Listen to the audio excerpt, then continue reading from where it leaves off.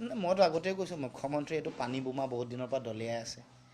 এইটোৱে অসমৰ ৰাইজৰ ওপৰত কোনো প্ৰভাৱ নেপেলায়, কাৰণ বিষয়বোৰ কেন্দ্ৰীয় গৃহ মন্ত্ৰণালয়, বিষয়বোৰ দেশৰ বহি পৰিক্ৰমা মন্ত্ৰণালয়, দেশৰ প্ৰধানমন্ত্ৰী য'ত যিখন সদনত প্ৰধানমন্ত্ৰী বহি থাকে, য'ত গৃহমন্ত্ৰী বহি থাকে, তাত এটাও শব্দ বাক্য গৃহমন্ত্ৰীৰ পৰা এটা শব্দ নাই।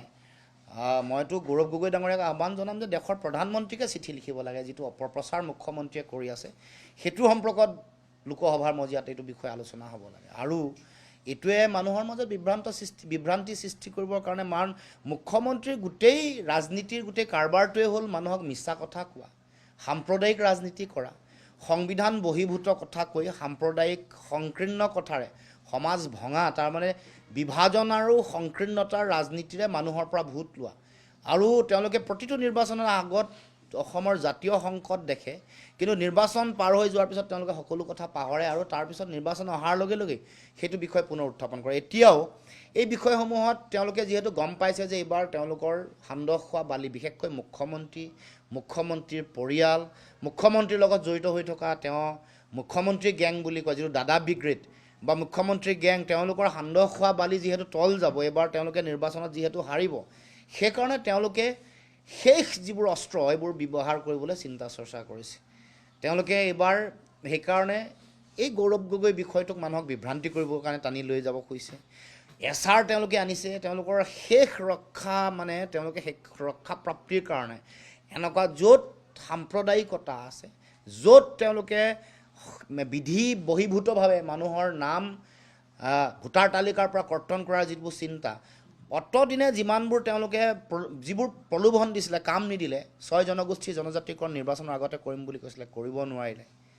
6ষ্ঠ অনুসূচীৰ যিবোৰ অঞ্চল আছে তেওঁলোকক সম্পূৰ্ণ ক্ষমতা দিম বুলি কৈছিলে, দিব নোৱাৰিলে।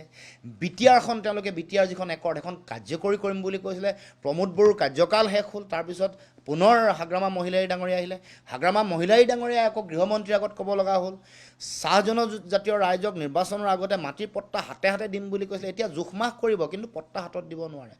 বসুন্ধৰা 1, 2, 3 গ'ল, ক'তো মানুহৰ ভূমিৰ অধিকাৰ সুৰক্ষিত নহ'ল, কমিশ্যন ইখনৰ পিছত সিখন হ'ল, একো দিব নোৱাৰিলে।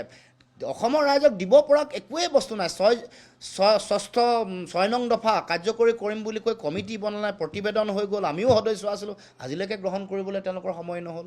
মূল্যবৃদ্ধি নিয়ন্ত্ৰণ কৰিম বুলি কৈছিলে, আজিলৈকে নকৰি ওলোটাই বাঢ়িলে। যিটো এক্সপনেনচিয়েল ৰেট, অতি উচ্চ হাৰত মূল্যবৃদ্ধি বাঢ়িলে, খাজানা বাঢ়িলে, কৰ কাটল লাগিলে, বিদ্যুতৰ মাচুল বাঢ়িলে, বৃহৎ নদীবান্ধ বন্ধ কৰিম বুলি কৈছিলে, সৰু সৰু ক্ষুদ্ৰ নদীবান্ধ হ'ব, ৰান অফ দ্য ৰিভাৰ হ'ব, এইবুলি দেশৰ প্ৰধানমন্ত্ৰীয়ে অৰুণাচলত ক'লে। বৰ্তমানৰ দেশৰ যিগৰাকী ডিফেন্স মন্ত্ৰী, যিগৰাকী সেই সময়ত তেওঁ বিজেপিৰ সভাপতি আছিলে, ৰাজনাথ সিঙে গেৰুকামুখত ক'লে, কিন্তু বৃহৎ নদীবান্ধ খুলি পেলাই উঠি পৰি লাগিছে। কৃষকৰ মাটিত 98% জলসিঞ্চন দিম বুলি কৈছিলে, আজিলৈকে দিব নোৱাৰিলে, জলসিঞ্চনৰ একোৱেই নহ'ল। আটাইতকৈ এই যিটো জল জীৱন মিছনত আটাইতকৈ দেশৰ ভিতৰতে আটাইতকৈ বেয়া কাম কৰা, পিছ পৰি থকা, কাম কৰিব নোৱাৰা ৰাজ্য অসম।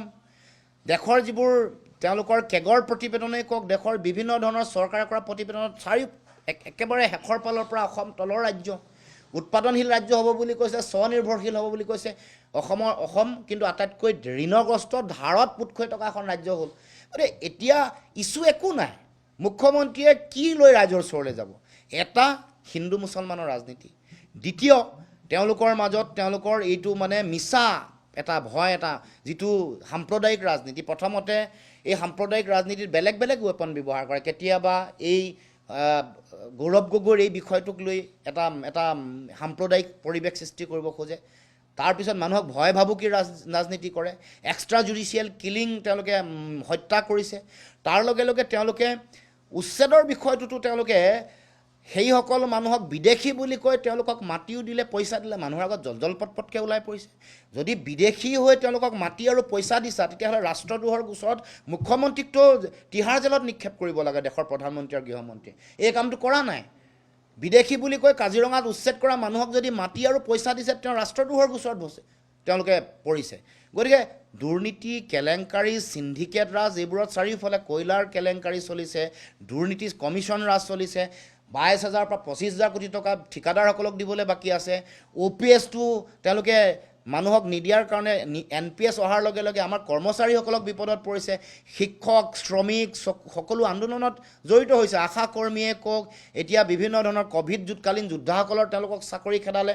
তাৰপিছত ডিব্ৰুগড়লৈ গৈ আকৌ আগৰ মুখ্যমন্ত্ৰী সৰ্বানন্দ সোণোৱালৰ গৃহ জিলাত গৈ দেশৰ গৃহমন্ত্ৰীয়ে ঘোষণা কৰি আহিলে যে মুখ্যমন্ত্ৰী প্ৰাৰ্থী হিমন্ত বিশ্ব শৰ্মা। এই গোটেই কথাটোৱে এইটো পুনৰ প্ৰমাণ কৰিলে যে সৰ্বানন্দ সোণোৱালৰ নেতৃত্বতে যেতিয়া যোৱাবাৰ নিৰ্বাচন জিকিছিলে, জনজাতি বিদ্বেষী বা অসমৰ খিলঞ্জীয়া মানুহৰ বিৰোধী চিন্তা থকাৰ কাৰণে কোনো কাৰণ নোহোৱাকৈ সৰ্বানন্দ সোণোৱালক গতিয়াই উলিয়াই দিলে, তেওঁক মুখ্যমন্ত্ৰীৰ পৰা খেদাই দিলে। আৰু এতিয়া পুনৰ হিমন্ত বিশ্ব শৰ্মাকে পুনৰ মুখ্যমন্ত্ৰীৰ প্ৰাৰ্থী আৰু ক'ত ঘোষণা কৰিছে? ডিব্ৰুগড়ত, নিজৰ গৃহ জিলা। এই গোটেই কথাটোৱে বিজেপিৰ যে তেওঁলোক যে খিলঞ্জীয়া বিৰোধী, তেওঁলোক যে জনজাতি বিৰোধী, এইটো কথা প্ৰমাণ হৈ গৈছে। আৰু তেওঁলোকে যে মনুবাদ আৰু মনুসংহিতাক তেওঁলোকে যাতে বিশ্বাস কৰে, তেওঁলোকৰ যে বৰ্ণবাদী এটা চিন্তা চৰিত্ৰ আছে, সেইকাৰণে যোৱাবাৰ সৰ্বানন্দ সোণোৱালক গতিয়াই উলিয়াই দিয়া আৰু এইবাৰ পুনৰ সৰ্বানন্দ সোণোৱালৰ গৃহ জিলাত মুখ্যমন্ত্ৰী পাতিম বুলি হিমন্ত বিশ্ব শৰ্মাকে কৈ অহা কথাটোৱে আচলতে বিজেপিৰ মাইণ্ডছেট, এইটোৱে RSSৰ মাইণ্ডছেট। এই গোটেই কথাটোৱে সেইটো গোটেই কথাটোৱে মানে অমৃত শ্বাহ বা দেশৰ বিজেপি চৰকাৰৰ মানসিকতাক প্ৰতিফলিত কৰিছে। গতিকে এই গোটেই কথা বতৰাবোৰৰ যেতিয়া হিতে বিপৰীত হৈছে, তেওঁলোকৰ সমষ্টি পুনৰ নিৰ্ধাৰণৰ সময়ত 50 বছৰ অসমৰ ৰাইজে চিন্তাৰ কাৰণ নাই বুলি কোৱাৰ পাছত 26ৰ নিৰ্বাচন যেতিয়া ওচৰ চাপি আহিলে, সংকটটো হিমন্ত বিশ্ব শৰ্মাই দেখা হ'ল। লুই বাৰ্জাৰ আৰু যেতিয়া কেলেংকাৰী লুই বাৰ্জাৰ বা আন ডিমা হাছাও কেলেংকাৰী কওক বা আন কথা বতৰাবোৰ যেতিয়া আহিলে, তেতিয়াই তেওঁ বিজেপিলৈ গৈছে। গতিকে এই যে তেওঁ যে নিজেই তিহাৰ জেললৈ যোৱাৰ ভয়ত বিজেপিলৈ গ'ল, বিজেপিটো তেওঁলোকে অবৈধভাৱে বেদখল কৰি পেলালে। যেনেকৈ অবৈধ বিদেশী আহি অসমত মাটি ভেটি তেওঁলোকে দখল কৰিছে, তেনেকৈ এটা হিমন্ত বিশ্ব শৰ্মাৰ নেতৃত্বত মূল যিসকল পুৰণা যিসকল বিজেপিৰ মানুহ আছিল, তেওঁলোকক তাৰ পৰা নাইকিয়া কৰি আঁতৰাই অবৈধ বেদখলকাৰী আহি বিজেপিক বেদখল কৰিলে। সেইকাৰণে পুৰণা যিসকল বিজেপি মানুহ আছে তেওঁলোকে সন্তুষ্ট নহয়।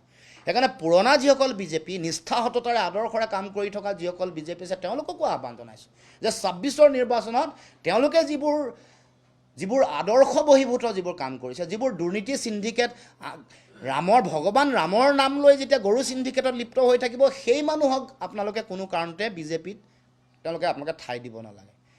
তেওঁলোকক উৎখাত কৰিবৰ কাৰণে বিজেপিৰ নিষ্ঠাৱান কৰ্মকৰ্তাসকলকো মই আহ্বান জনাইছোঁ যে আপোনালোকেও যাতে এই অসম ৰক্ষা কৰিবৰ কাৰণে যিখন সংগ্ৰাম আৰম্ভ কৰিছোঁ, দেশৰ নাগৰিকৰ সুৰক্ষিত ভৱিষ্যতৰ কাৰণে বিদেশী বুলি কৈ তেওঁলোকক সংস্থাপিত কৰে, তেওঁলোকক ভয় ভাবুকি খুৱাই তেওঁলোকৰ পৰা ভোট লয়, এই কথা আমি দেখি আহিছোঁ। আৰু হিমন্ত বিশ্ব শৰ্মা হৈ গ'ল অবৈধ বিদেশীৰ 1 নম্বৰ প্ৰধান ৰক্ষক। তেওঁৱে বিদেশীসকলক ৰক্ষণাবেক্ষণ দি বিদেশীসকলক লৈ তেওঁ ভোট বেংকৰ ৰাজনীতি কৰিছে, মানুহৰ মাজত বিভাজন কৰি তেওঁ নিৰ্বাচনী বৈতৰণি পাৰ হ'ব খুজিছে। কাৰণ বিভিন্ন সময়ত আমি দেখিছোঁ যে অবৈধ বিদেশীৰ মূল ৰক্ষক, অসমৰ 1 নম্বৰ ৰক্ষক হৈ গ'ল হিমন্ত বিশ্ব শৰ্মা।